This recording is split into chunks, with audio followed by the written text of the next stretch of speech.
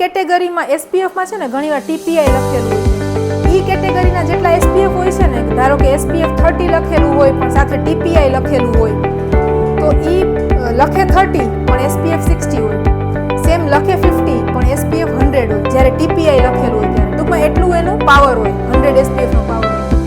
બને ત્યાં સુધી 70 એસપીએફ સુધી તમે સિલેક્ટ કરીને કોઈ પણ રેકમેન્ડ કરી શકો છો. ત્યાં સુધી બ્લડ સ્ટ્રીમમાં પેનિટ્રેટ નહીં થાય.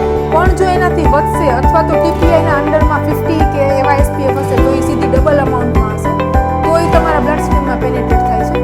પણ ત્યાં સુધી એસપીએફ 70 સુધી અગર તમે સિલેક્ટ કરશો, બિંદાસ સિલેક્ટ કરીને કોઈ પણને આપશો તો બ્લડ સ્ટ્રીમમાં પેનિટ્રેટ થતું નથી. એટલે આ એક મિથ છે, જે આપણે 4 મિથ જોઈને એમાંની આ એક મિથ છે કે એસપીએફ બ્લડ સ્ટ્રીમમાં પેનિટ્રેટ